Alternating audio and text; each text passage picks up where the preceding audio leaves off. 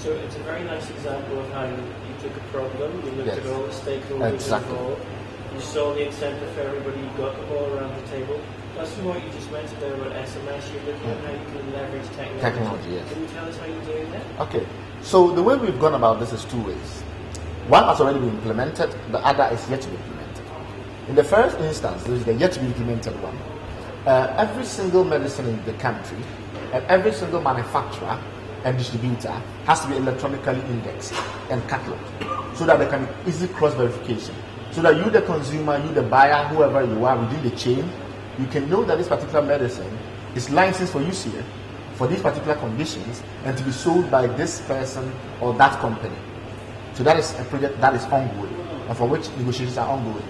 Then there's another part, which is that for some particular brands of medicines, the issue is so complex, so difficult, so fraught with difficulty that requires a very radical solution. And anti-malaria is a very strong example of this. 50% of artesunate in the region is fake. And this has been confirmed by different studies.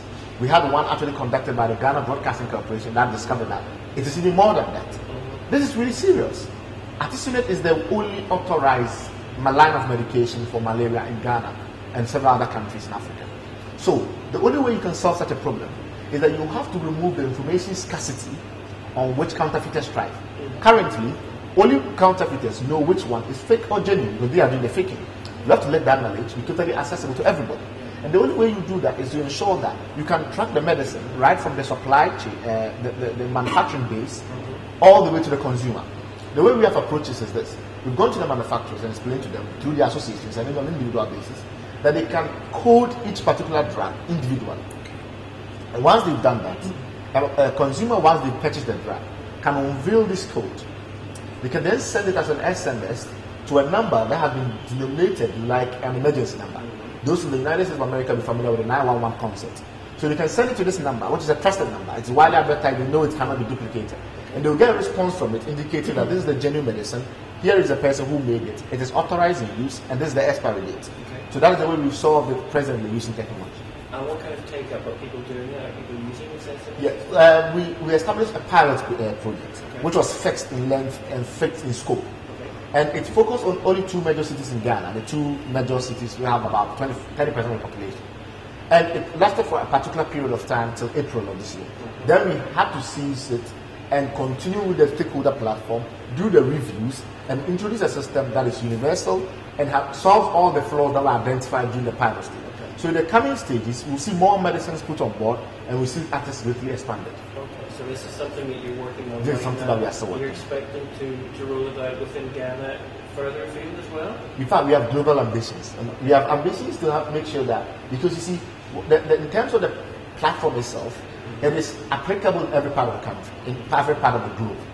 One, it is important that there's a global electronic register where anybody anywhere in the world can check which products are legitimate. And that everything can go anywhere in the world. In the second part, when you have data coming from the very grassroots of the consuming system, the people actually taking the medicine, that is not only useful in preventing counterfeiting, it's useful in designing clinical trials, it's useful in determining pharmacovigilance on a global scale. So that is also globally applicable. But for developing countries, particularly in Africa, this method of checking whether the drug that you've just purchased is genuine or not is particularly important. And therefore, we've moved on to Nigeria, where we've engaged stakeholders.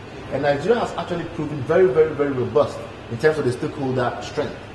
Now we are in India. Obviously, we'll be very happy to see some reaction from Indian stakeholders and see whether this is a platform that can be extended to India as well. So we're very ambitious. So what you've done then, to summarize, is you've put your finger on a problem that was a real problem for people, particularly at the bottom of the pyramid. Exactly. You've brought all the stakeholders on board. You've turned that into a fantastic business opportunity. To summarize, what do you think is required to have that mindset, to take a problem and turn it into an opportunity? How have you done that? What's required to make that happen? I agree. So the learning extraction we get from this is two things. One, first of all, I would like to justify why it is actually BOP, bottom of the pyramid. And the reason is that when you go to the developed world, 5% or even less of the medical supply chain is compromised. That is simply because you have better infrastructure. When you go to the developing world, it's up to 30%, as I've said to you. In some estimates, in 2001, Lagos was surveyed. And the estimate that came up was 80% of the drug traffic by Interpol. So what is the problem is in the developing world is one of infrastructure. So the first thing we recognized was that we could not go around and solve this problem by introducing a product or a service, which is the way a lot of problems get solved nowadays. People introduce products or services to meet that need. We felt that this was too complex for that. So rather than provide a service or a product, we will actually create an infrastructure based upon which various multiples of products and services can then grow. So that was the second insight that we gained, that we needed to create an infrastructure. And that was because we were interested in providing a public good to internalize an externality, which was information scarcity. And by the process of internalizing that externality, we've created an infrastructure. So what the insight I think emerges is that there are very different models for solving different problems. The product service approach doesn't always work in every context. And the more challenging problems and the more non-traditional problems there are, the more non-traditional solutions are required. And therefore that is why we've gone through this infrastructure approach to solving the problem. Fantastic. Right. Thank you very much for giving us. Thank you very much for having us. We're very grateful. Thank you. Bye-bye.